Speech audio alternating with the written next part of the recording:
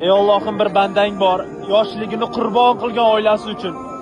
Issiqda issiq demay, sovuqda sovuq demay, musofirchilikda ishlab yurgan bir bandang bor. O'zi xohlamasa ham yoshligidan kechib, ota o'rnini egallashga majbur bo'lgan bir bandang bor. Akamni umrini uzoq qilgin Allohim. Nimaiki boyliging bormi, akamga ber.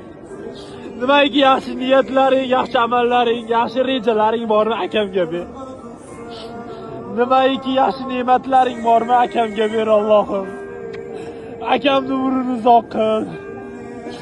Oilamni, aka-ukam, singlimni yoshligidan kechib, shu ukamlar yaxshi joyda o'qisin, yaxshi joyda ishlasin deya, moddiy tarafdan kamchilik bo'lmasin deya yoshligini qurbonlik qilgan akam bor.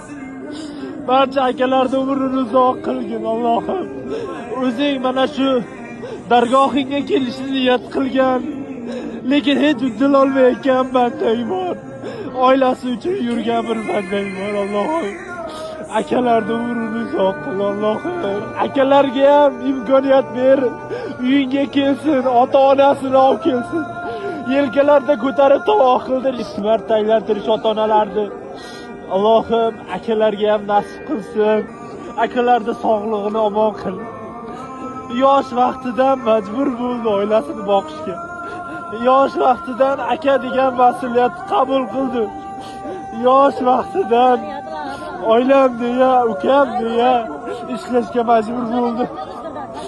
Sog'lig'ing yaxshimi desa yaxshi deya aldashga majbur bo'ldi.